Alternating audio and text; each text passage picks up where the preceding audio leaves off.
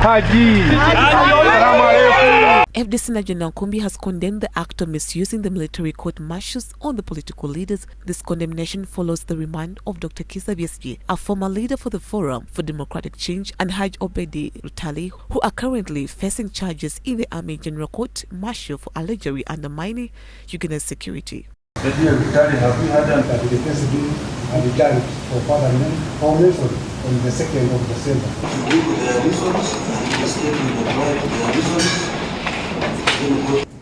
I will refer you, Mr. Chairman, to the provisions of Article 28. And representation. A law has been quoted as and the land that is being brought here.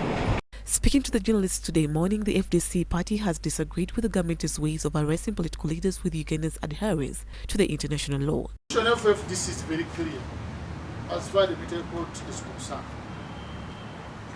For us, FDC, we don't agree with any idea of taking any Ugandan who is a civilian to military court martial.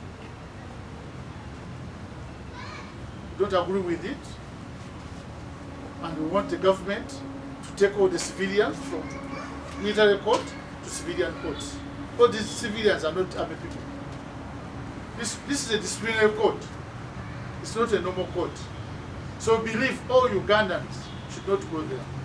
That's why when our brothers, the Lupu, are still there, I stood here and I condemned it. So we don't want any Ugandan to be taken to military court who is a civilian. Civilian courts are there.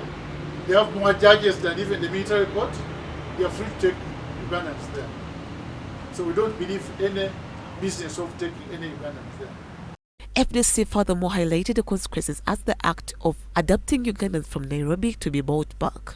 If we went and asked Right Honorable Babazi, the former Prime Minister, the former Prime Minister Rugunda, even His Excellency himself, President Museveni, a good number of Ugandans, even our chairman Summit, they were surrounded in Nairobi. A good number of them were to be deported. The Babazi decided to take off from Nairobi and Rugunda and others. But some people are not even lucky, like Summit was surrounded. He was only saved by the European ambassadors in Kenya. And they stopped him at the airport. He was being brought back to Uganda until he was relocated to Netherlands. So these are some of the things that forced us to support the NRM government, fight those governments of those days. I don't expect the same government now to start eating what was supposed to be its success.